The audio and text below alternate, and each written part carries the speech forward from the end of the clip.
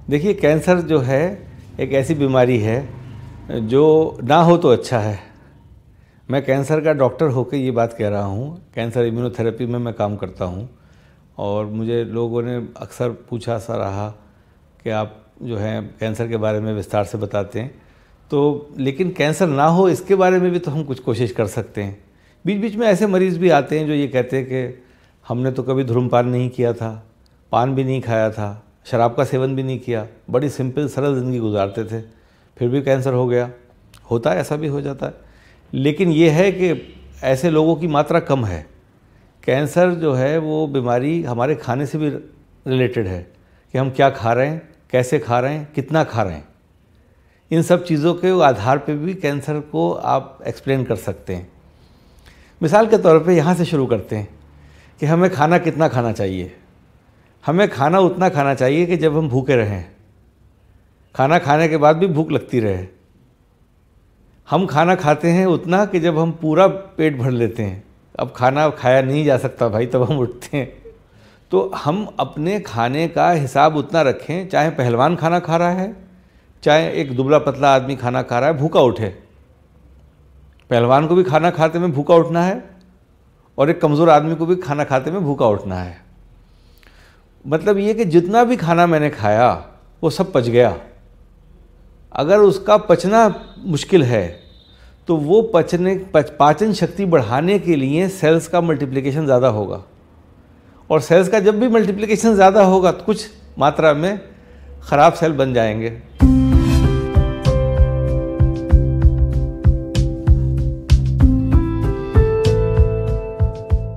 कुछ खाने ऐसे होते हैं जो हम बोलते हैं अंग्रेज़ी में इन्फ्लेमेटरी फूड्स हैं। पल्सेस इन्फ्लेमेटरी फूड्स में आती हैं। पल्सेस से मुराद है दालें, जो हम दाल खाते हैं। आपने कभी भी बाहर जो लोग जाते हैं, आजकल तो सभी लोग बाहर जाते हैं, बाहर जाना कोई, आपने कभी नहीं देखा होगा अंग्रेज़ दाल खाते हैं। दाल खाता हुआ अंग्रेज़ आपको बहुत कम मिला होगा, शायद मिला ही नहीं होगा। चाहे वो अमेरिका में हो, चाहे वो साउथ अमेरिका, नॉर्थ अमेरिका हो, चाहे यूरोप हो, दालों का खाना बहुत नहीं माना जाता है।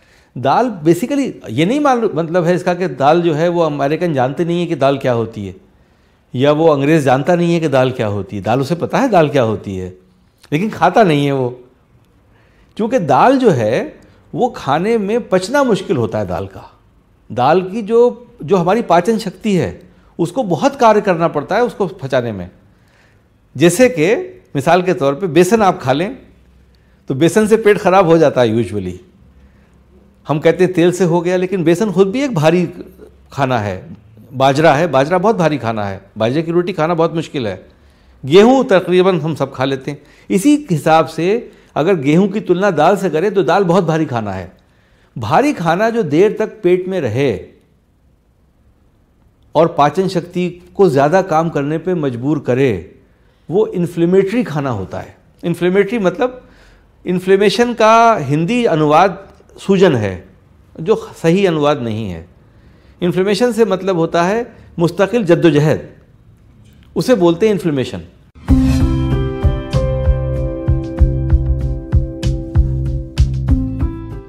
देखिए, खाने में भारत में हम दूध का सेवन बहुत करते हैं। एक बहुत कुछ साल पहले एक चली थी कि हम सेपरेट मिल्क पिएं। सेपरेट मिल्क का मतलब है कि टोन्ड मिल्क जो दिल्ली में जैसे मिलता है और हर बड़े शहर में मिलता है, डबल टोन्ड मिल्क। ये टोन्ड और डबल टोन्ड मिल्क अच्छा नहीं है। इसमें क्या है कि दूध में दो कंपोनेंट होते हैं। एक दूध में क्रीम होती है मिल्क में, और एक उसके अंदर लैक्टोज होता है। दूध से हमें एक तो फुल क्रीम मिल्क लेना चाहिए। आज की जो रिसर्च है वो ये कहती है कि कोलेस्ट्रॉल हमारे लिए बहुत अच्छा होता है। कोलेस्ट्रॉल अच्छा होना ही चाहिए। कोलेस्ट्रॉल से मुराद होती है चिकनापन। कोलेस्ट्रॉल जो है वो चिकनाहट प्रोड्यूस करता है शरीर के अंदर। आपकी त्वचा जो है चमकती है जब कोलेस्ट्रॉल अच्छी होती है। मोटे लोगों की त्वचा देखा है ना, चमकती है। दुबले पतले लोगों की उतनी त्वचा चमकती नहीं है। दूसरा ये कि जोड़ होते हैं हमारे शरीर के, ये जब हम जोड़ चलाते हैं तो इनमें चिकनापन होना चाहिए। ये भी कोलेस्ट्रॉल पे आधारित है। कोलेस्ट्रॉल दो प्रकार की होती है, एक गुड कोलेस्ट्रॉल, एक बैड कोलेस्ट्रॉल। कहते थे बैड कोलेस्ट्रॉल कम होना चाहिए, लेकिन क्या है, कोलेस्ट्रॉल टोटल हम जब लेंगे ना तभी गुड भी बढ़ेगी और तभी ख़राब भी बढ़ेगी। लेकिन कोलेस्ट्रॉल से पाया गया कि कोलेस्ट्रॉल जो है, नई नई चीज़ें होती रहती हैं। देसी घी जो है बहुत अच्छा माना जाने लगा आज की तारीख में। आज अंग्रेज़ के प्रोग्राम आप देखिए खाने के, टीवी पे बहुत प्रोग्राम आते हैं खानों के, उसमें वो देसी घी यूज़ करते हैं खाने में। ऑलिव ऑयल तो बहुत ज़माने से यूज़ करते थे। अच्छा, देसी घी का उन्होंने अंग्रेज़ी भी नहीं करी है, तर्जुमा भी नहीं है उनके पास, तो वो देसी घी ही बोलते हैं उसको। तो हम उनसे सुन रहे हैं, सीख रहे हैं, देसी घी खाना चाहिए। लेकिन देसी घी कहाँ का खाना चाहिए? बाज़ार का देसी घी है या नहीं मुझे नहीं पता। घर का देसी घी खाना चाहिए। जितना भी घी देसी घी निकले, घर में यूजुअली हमारे घर में 1 किलो 2 किलो दूध तो आता ही है। उसकी बलाई जो है वो दिन भर के घी के लिए बहुत होती है। उस बलाई को आप घी बना लीजिए, वो घी आपके लिए बहुत अच्छा है, पूरे दिन चलेगा। उतना ही घी खाना चाहिए। वो जो दूध था वो भी पी लिया, वो घी भी खा लिया। इसी तरीके से हम दूध से दही बनाएं। लेकिन अगर आप दूध से दही बनाने की कोशिश करेंगे घर में, और आप कमर्शियल दही जो बाज़ार में मिल रहा है डब्बों में पैक, उससे आप बनाएंगे तो दही नहीं जमता है। इसलिए नहीं जमता है कि वो दही प्रोसेस्ड दही है, उसमें लैक्टोबैसिलस की मात्रा दही में बहुत कम है। और वो दही का लैक्टोबैसिलस इस लिहाज से बनाया गया है कि उससे आप दही जमा नहीं सकते। वो लैक्टोबैसिलस का घोल फैक्ट्री में ही मिलेगा आपको। अगर उससे आप लेके दही जमाएंगे तो जम जाएगा, लेकिन दही से दही नहीं जमेगा। दही कौन सा अच्छा माना जाता है? जो सार हो, खट्टा दही हो, थोड़ा खट्टा। हम पहले ज़माने में दही जो खाया करते थे, वो दही बेचने वाला आता था, जो सर पे रख के दही बेचता था गाँवों में। आपने कभी देखा है उसको? उससे हम दही खरीदते थे और उसके दही को खट्टा कहते थे। उससे हम कड़ी बनाया करते थे, दही की खट्टी कड़ी होती थी। दही वो दही है जो हमारी सेहत के लिए अच्छा है, जिसमें लैक्टोबैसिलस है। सार होने का मतलब है कि लैक्टोबैसिलस उसके अंदर है, उसने एसिड प्रोड्यूस किया उसके अंदर। अगर उसने एसिड प्रोड्यूस नहीं किया, लैक्टोबैसिलस की मात्रा ही कम है, तो वो दही दही नहीं है। वो खाली एक प्रोसेस फूड है जो आप खा रहे हैं, वो दही की क्वालिटी नहीं दे रहा है। पहले ज़माने में मैंने यूनानी बुक्स पढ़ी हैं, कुछ हकीमों का कहना ये होता था कि हमें हैरत है कि जो लोग दही खाते हैं वो मरते क्यों हैं। मतलब ये कि दही खाने वाले को सारे पोषण मिल जाते हैं दही से, लेकिन वो दही वो नहीं है जो डब्बे की पन्नी उतार के आपने खाया। दही वो होना चाहिए जो घर में जमा के आपने खाया।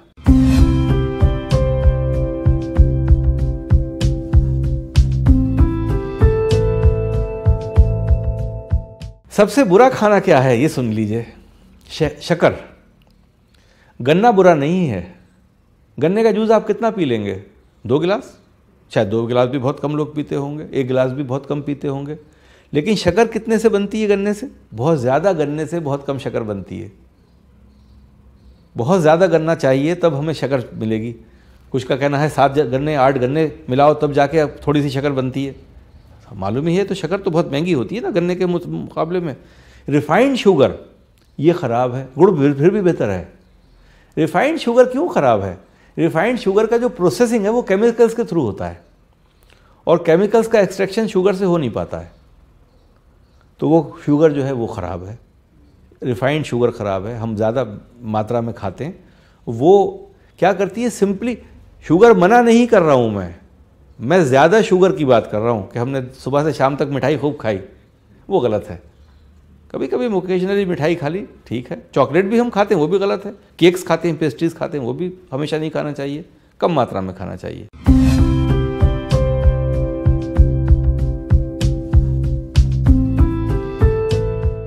प्रोसेस फूड की बात करूं मैं, प्रोसेस फूड हम खाते हैं। आपने सुना होगा प्रोसेस फूड, बहुत कॉमनली हम कहते हैं भाई प्रोसेस फूड नहीं खाना चाहिए। आपको समझते होंगे प्रोसेस फूड शायद बर्गर होता है, आपकी समझ में आएगा। शायद चाइनीज़ फूड होता है, वो उसको हम सोचते हैं वो प्रोसेस फूड है, और शायद हम ना ये सब प्रोसेस फूड नहीं है। जो पैदा हुआ बच्चे को हम खिला रहे हैं वो प्रोसेस फूड है। सबसे ज़्यादा हम अपने नियोनेट को प्रोसेस फूड खिलाते हैं जब उसकी वीनिंग शुरू करते हैं।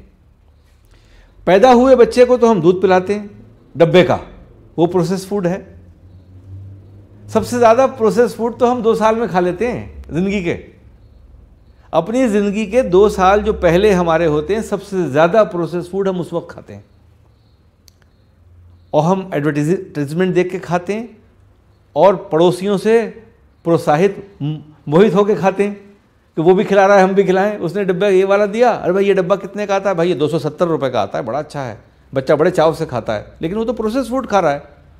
हमने 4 महीने पे खीर खिलाई, घर में पका के खीर नहीं खिलाई, हमने पाउडर निकाला, गर्म पानी मिलाया, उसको मिला के खीर खिला दी। वो प्रोसेस फूड तो खिला रहे हैं आप उसको, और क्या खिला रहे हैं? क्योंकि कमर्शियल स्केल पे बनाया गया है, आपको उसके इंग्रेडिएंट्स का पता ही कब है कि कहाँ कहाँ से लिए गए, उसमें क्या क्या चीज़ें हैं आपको क्या पता है? पहले उन्होंने उसको मशीन से पकाया, फिर गलाया, फिर सुखाया, फिर पाउडर फॉर्म में बनाया और पाउडर को डिब्बे में बेच दिया, और आपने उसमें पानी मिलाया और आपने खिला दिया। That is process food. अच्छा, वो प्रोसेस फूड जो है वो इस किस्म का है कि वो इम्यूनोलॉजी को प्रोसेस इम्यूनोलॉजी की तरह 2 साल की बच्चे को डेवलप करता है। अब आपने 2 साल के बाद बच्चे को अपना खाना खिलाना शुरू किया, अब उसकी इम्यूनोलॉजी को जोड़ लगा। जो इम्यूनोलॉजी प्रोसेस फूड पे तैयार हुई थी, वो इम्यूनोलॉजी अब शिफ्ट कर रही है अपने आप को डिफरेंट फूड पे, जो आपने घर में खाना आप खुद बड़े होके खा रहे थे कि भाई अब बच्चे को चावल खिलाओ, भाई बच्चे को अब ये खिलाओ, बच्चे को खाना बैठ के मेज़ पे खिलाइए।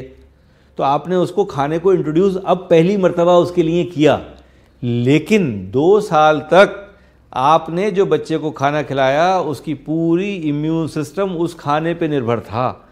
डब्बे का दूध सबसे ज़्यादा बच्चों में एलर्जीज़ करता है। मैं आपको बताता चलूँ, जिन बच्चों को एलर्जीज़ हैं, अगर आप प्रोसेस्ड मिल्क रोक दें तो एलर्जीज़ ख़त्म हो जाती हैं। बच्चे को एलर्जीज़ कैसे होती है? पैरों में खुजली हो रही है, लाल चकत्ते पड़ गए, बच्चा जो है उसके अक्सर स्किन की प्रॉब्लम्स बहुत हो रही हैं। वो पाया गया कि वो मिल्क चेंज कर दो, मिल्क उससे प्रॉब्लम्स ख़त्म हो जाती हैं। तो अब मेडिकल कॉन्फ्रेंसेस जो बच्चों की, जो पीडियाट्रिक्स की कॉन्फ्रेंसेस होती हैं, वो प्रोसेस्ड मिल्क और प्रोसेस्ड खाने के स्पॉन्सर से नहीं फाइनेंस होती हैं। अब दुनिया का एक नॉर्म हो गया कि हम उनको प्रमोट नहीं करेंगे, चाहे वो कितनी भी बड़ी कंपनी हो। अगर वो मिल्क फूड फार्मूला बना रही है या वो खाने का फार्मूला बना रही है, हम उससे स्पॉन्सरशिप नहीं ले सकते। मतलब वो बैन हो गया है अब दुनिया भर में, लेकिन हम आज भी खिला रहे हैं, हम दे रहे हैं बच्चों को। तो प्रोसेस फूड जो है वो क्यों ना हम मेहनत करें और खाना पका के खिलाएं बच्चे को, खिचड़ी खिलाएं, चावल खिलाएं, वीनिंग करें उसकी, हम खीर खिलाएं, उससे वीनिंग करना चाहिए हमें। तो हमारी इम्यूनोलॉजी जो है, ये पाया गया कि इस ग्रुप में जो प्रोसेस फूड लेता है उसका फ्यूचर बहुत अच्छा नहीं होता है। वो 50 साल की उम्र में भी अगर बहुत सी प्रॉब्लम्स आएंगी तो वो उसका एक पर्टिकुलर पीरियड जो पहला 2 साल का गुजरा था वो मायने रखता है उसकी ज़िंदगी के लिए।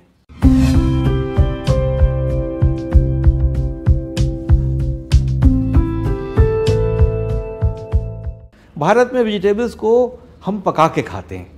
हम में और उनमें थोड़ा सा ये फ़र्क है। जब हम लोग कहते हैं वेस्टर्न कंट्रीज़ में वो वेजिटेबल्स को कच्चा खाते हैं, बॉईल करके खाते हैं, हमारे यहाँ वो रिवाज नहीं है। हम पका के खाते हैं, मसाले डाल के खाते हैं। तो हमारे यहाँ करी बना देते हैं उसकी। तो उसका जो मुख्य इंग्रेडिएंट है जो हमें सेहत देना चाहिए वो लूज़ कर जाता है during the process of cooking.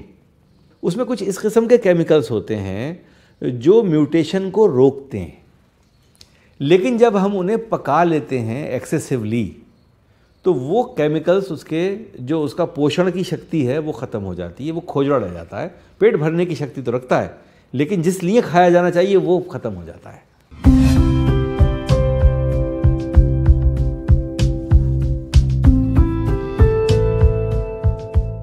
अच्छा, मीट में 2-3 तरह की वैरायटीज़ होती हैं। एक तो सी फूड होता है जिसमें फ़िश हम प्राइमरी भारत में खाते हैं, मछली खाते हैं। मछली बहुत अच्छा खाना माना जाता है मीट में। मछली खाने वाले लोगों के लिए ये कहा जाता है कि वो बहुत ही अच्छा पोषण देती है, और क्योंकि बहुत लाइट होती है और फिलिंग होती है, तो जो आपका स्टमक से संदेश ब्रेन में जाता है वो मछली खा के बहुत जल्दी चला जाता है। तो आप बहुत कम मात्रा में मछली खाते हैं। आपने किसी को नहीं देखा होगा कि मुर्गे के बराबर मछली खा ले। मछली के 2 पीस खाया, आपने का पेट भर गया। 3 पीस खाया, आपने का पेट भर गया, क्योंकि संदेश भी जल्दी पहुंच गया ब्रेन को कि भाई खाना खा चुके हम। हमारा पूरा बॉडी जो है केमिकल से रिएक्शन से होती है ना। जैसे कि हमने किसी को छुआ तो महसूस हुआ कि ठंडा है, किसी को छुआ तो महसूस हुआ गर्म है। तो ऐसे ही हमारे पेट भी छूता है खाने को, तो उसको मालूम होता है कि भाई खाना खा लिया मैंने, एनफ। तो मछली का खाना अच्छा है। अब हम अक्सर ये कहते हैं कि रेड मीट और वाइट मीट में तुलना करते हैं कि वाइट मीट अच्छा है, रेड मीट ख़राब है। ऐसा नहीं है। वाइट मीट की मात्रा ज़्यादा चाहिए खाने के लिए बमुकाबले रेड मीट के। अगर हम रेड मीट कम खा रहे हैं तो हमें 3 गुना वाइट मीट खाना है उसके एनर्जी के लिए। एनर्जी रेड मीट ज़्यादा देता है, वाइट मीट कम देता है। रेड मीट और वाइट मीट में सिर्फ इतना सा अंतर है। अच्छा, चूँकि कोलेस्ट्रॉल रेड मीट में ज़्यादा होती है, अब मान लिया गया कि कोलेस्ट्रॉल तो अच्छी है सेहत के लिए, अब तो साइंटिस्ट ने कह दिया कोलेस्ट्रॉल तो बहुत अच्छा है भाई, हम लोग तैयार हो गए कि भाई बहुत अच्छा है। पहले से मालूम था कि बहुत अच्छा है, हम पहले से ही खाया करते थे चीज़ें अच्छी। तो हमारा जो खाना है वो रेड मीट भी बुरा नहीं है। रेड मीट तो बहुत लोग खाते हैं। तो रेड मीट से मुराद है कि 4 पैरों पे चलने वाले जानवर के गोश्त को रेड मीट कहते हैं, 2 पैरों वाले चलने वाले को वाइट मीट कहते हैं। जितनी बर्ड्स हैं उनका मीट वाइट है, चिकन समेत। फ़िश भी वाइट मीट में कैटेगराइज होता है, लेकिन फ़िश रेड मीट भी होता है। अगर आपने सैल्मन फ़िश देखी हो तो वो रेड होती है, उसको रेड मीट की तुलना में रखते हैं। है वो फ़िश लेकिन रेड मीट है, वो भी बहुत अच्छा पाया जाता है।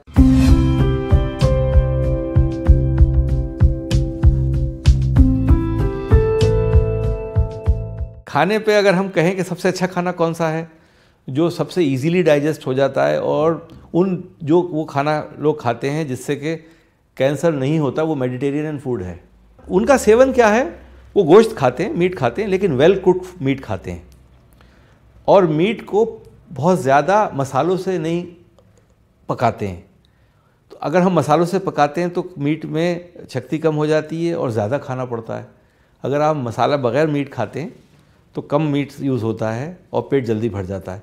वो सलाद बहुत ज़्यादा खाते हैं, सलाद का सेवन सबसे ज़्यादा, वेजिटेबल्स का सेवन मेडिटेरियन फूड में होता है।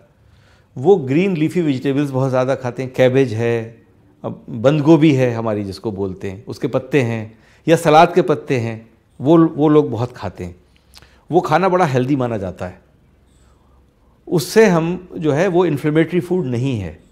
वो खाना हम जब खाएंगे तो पेट भर देगा, पेट जल्दी भरेगा, क्योंकि उसका रफेज बहुत होता है उसके अंदर। तो वो रफेज से हमारा सेटिस्फेक्शन हो जाता है। सेटाइटी सेंटर होता है जो स्टमक से आदेश देता है ब्रेन को कि भाई खाना रोक दो। ये खाना अगर हम दाल खाएंगे तो जब तक पूरी दाल पैक नहीं हो जाएगी पेट के अंदर, तब तक वो संदेश नहीं पहुंचेगा ब्रेन को। तो इसलिए हमें भूख लगती रहेगी। अगर हम पत्तों से शुरुआत करेंगे खाने की, वेजिटेबल्स से शुरुआत करेंगे खाने की, तो खाना हम कम खाएंगे, संदेश पहले पहुंच जाएगा ब्रेन को कि खाना बंद कर दो। तो आपने देखा होगा अक्सर लोग खाली ऑर्डर सैलेड का करते हैं, आजकल सैलेड खाते हैं। Salad is a very good food, उसमें सोयाबीन ठीक है। अच्छा, जो दालें हैं, दालों के खाने का तरीका भी अंग्रेज़ों ने ईजाद किया। स्प्राउट्स खाते हैं वो, जो कच्ची होती है लेकिन जिसमें पत्ता निकलने लगता है पानी से, पानी में डाल दिया, वो उगने लगी, उसमें उगाव आ गया। वो पकी नहीं, कच्ची है वो, लेकिन वो कम मात्रा में खाते हैं हम बहुत, क्योंकि टेस्टी नहीं होती है। न्यूट्रिशनल एस्पेक्ट सारे पूरे कर देती है। बी कॉम्प्लेक्स जो होता है हमारा सबसे बड़ा एंजाइम है, जो हमारे खाने के लिए बहुत ही ज़रूरी है। हमारे शरीर में immunology, immune system B complex पे बहुत आधारित है। और बी कॉम्प्लेक्स काय में होता है, स्प्राउट्स में होता है। सबसे अच्छा जो हमारा विटामिन का सोर्स है, जो दाल उगने लगे, जिसमें एक शाख निकल आए छोटी सी, वो लाजवाब खाना है।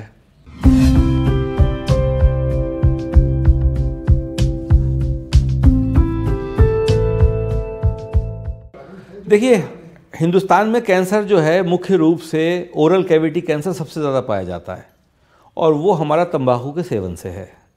उसका डायरेक्ट रिलेशनशिप गुटखा खाने से है। और ये कैंसर भी यूजुअली हमारे रूरल एरियाज़ में ज़्यादा होता है। तो वो ओरल कैविटी कैंसर बहुत ज़्यादा है हमारे यहाँ। ब्रेस्ट कैंसर बहुत ज़्यादा है। ब्रेस्ट कैंसर का कारण है, ब्रेस्ट कैंसर में अगर कारण पाए जाएँ, लेट मैरिजेज़ हैं, बच्चे लेट पैदा होना, या बच्चों को दूध नहीं पिलाना। ये 2-3 मुख्य कारण हैं जिससे कि ब्रेस्ट कैंसर बहुत होता है। ओवेरियन कैंसर शायद वैसे ही होता है जैसे कि ब्रेस्ट कैंसर होता है।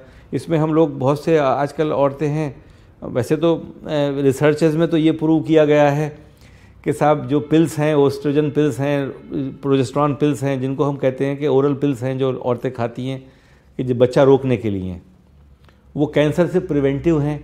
लेकिन ऐसा है नहीं, कैंसर से वो प्रिवेंशन नहीं करती हैं, क्योंकि हम उनके एस्ट्रोजन और प्रोजेस्टेरॉन को मैनेज कर रहे हैं, नेचुरल साइकिल में दुविधा बना रहे हैं। जब नेचुरल साइकिल में दुविधा बनाएंगे तो नेचुरल साइकिल में दुविधा बनाने से कारण म्यूटेशन होगा। म्यूटेशन को आप रोक नहीं सकते। अगर किसी चीज़ को आप रोक रहे हैं means you are trying to generate new type of cells, आप नए आकार के सेल्स बनाने की कोशिश कर रहे हैं, वही म्यूटेशन है। तो अब स्वाद का मामला आता है, स्वाद कैसे लें? तो अचार से लेते हैं, पिकल्स से लेते हैं, अचार बहुत खाते हैं। अचार क्या होता है, आम का अचार आपने देखा होगा, कहते हैं बहुत अच्छा अचार हो गया, गल गया पूरी तरह, बिल्कुल चुटकी से छुओ तो टूट रहा है। और वो अचार कैसे बनता है? पका के नहीं बनता है, गला के बनता है, केमिकल से, सनलाइट से बनता है, सूरज की किरणों से बनाते हैं। तो वो डिके होता है हल्के हल्के। डिके का मतलब ये है, डिके को अगर मैं कहूँ हिंदी में अनुवाद उसका सड़ा हुआ, तो सड़ा हुआ तो नहीं बोलूँगा, लेकिन डिके ही बोलूँगा कि वो डिके हो रहा है। वो खाना हमने उसको हल्के हल्के गलाया केमिकल्स के द्वारा। जो ये खाना हमने गलाया केमिकल्स के द्वारा, इसमें एफ्लोटॉक्सिन्स बनते हैं, टॉक्सिन्स रिलीज करता है। ये टेस्ट तो डेवलप कर देता है, लेकिन हमारी टॉक्सिन